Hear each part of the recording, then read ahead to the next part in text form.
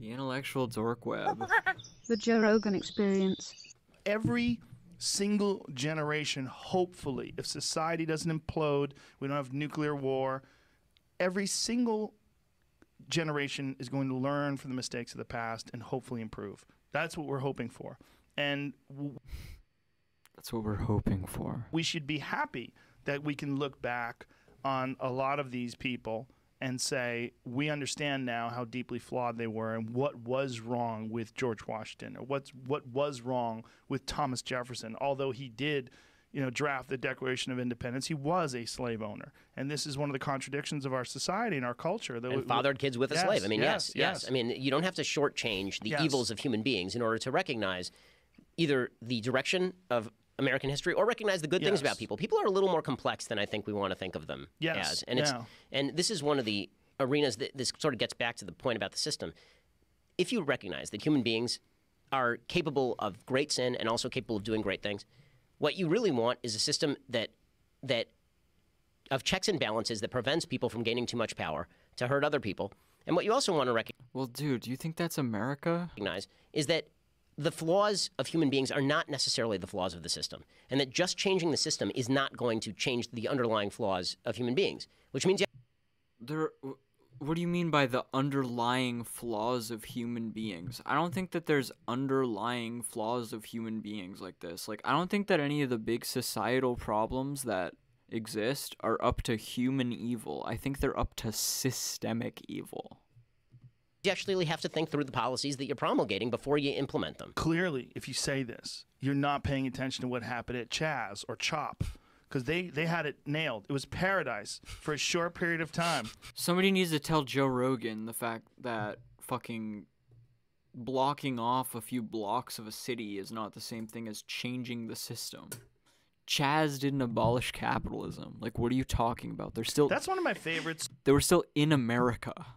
That's not— They didn't change the system. It was great. Of this year, because these people basically— This was not a case of human nature taking over. Basically took over this gigantic chunk of Seattle and said, we're going to show you how it's done. They wind up being the police. They wind up beating the fuck out of people who did anything they didn't want them to do, including film things. They wind up— you saw murder. You saw massive graffiti. You certainly saw borders. There were borders put up. They kept cops from coming in. They kept a lot of people from coming in. Beating up journalists. They beat up journalists. They took over private property. So they appropriated private property. These are not buildings they built. They didn't make a deal. They didn't barter. They didn't have some sort of a beautiful, mutually beneficial agreement with these people that own these buildings. No. Yeah, CHAZ wasn't revolutionary. CHAZ was not a system change. Oh, fuck you. They took them over. They took them over and started spray painting shit all over them. It's crazy. But it shows you, like, your childlike idea of what you can do that's better. You don't really understand that the founding fathers really did put into place all these checks and balances to keep someone Dude, we do understand this. From abusing power. But it's clearly not enough. And the fact that you're even talking about power, like that's what a lot of what like that, at least that's what I like focusing on, is like, where the fuck is power organized in society? It's tilted towards the wealthy. Wealth is power under capitalism. It's like, actually talk about the fucking power structure and the critiques of the system that we have, instead of just saying, oh, your childlike idea of what it's like. Oh my, shut up, dude. And as much as Trump would like to overcome all of that, you see time and time again, he's a great example in many ways of how this system really is beautifully engineered from 300 fucking years ago. Because the founders— How the fuck are you saying this about Donald Trump? Who literally, like— didn't understand. Yes, the checks and balances of the American system that have been in place since the government's founding are fucking keeping him from becoming literally Hitler 2.0. Sure, fine. It keeps him from doing a lot of and overstepping a lot of lines into his fascistic tendency.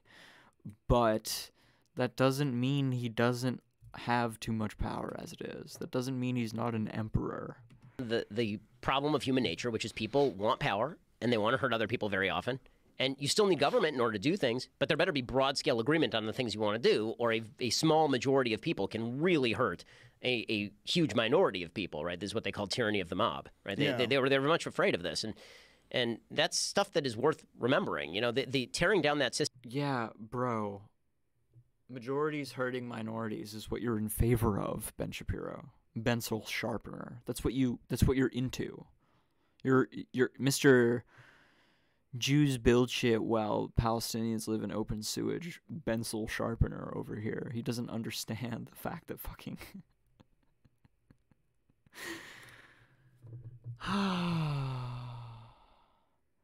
he's literally what he's talking about as far as tyranny of the mob, tyranny of the majority.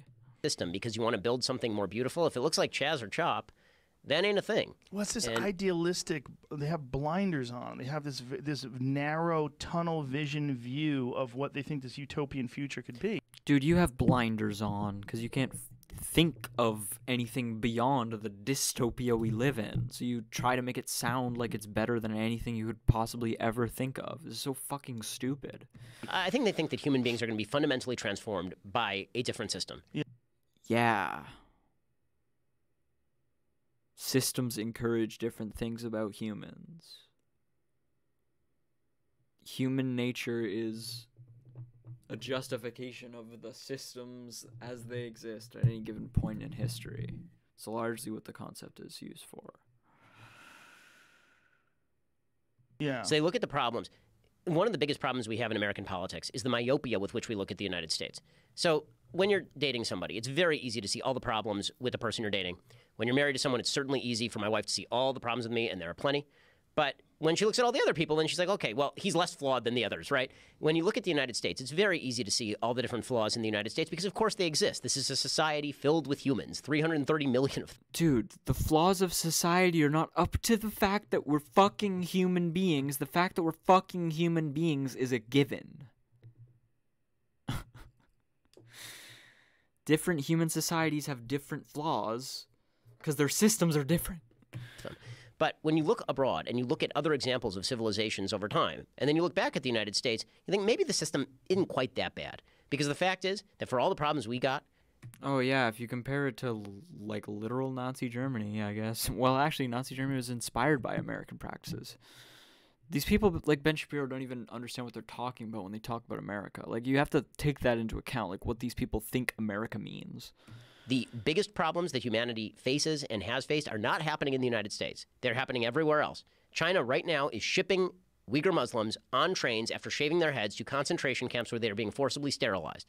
There are actual problems on planet Earth. That is not to say there aren't problems in the United States, but they are not the same in terms of degree, and they are not the same in terms of scope. And to pretend that the system of the United States needs to be ripped down from the inside, and that if you build a beautiful new system that you will shape humanity such that we are all saints and no sinners, you're out of your mind. I'm out of my mind. Ben Shapiro said I'm out of my mind.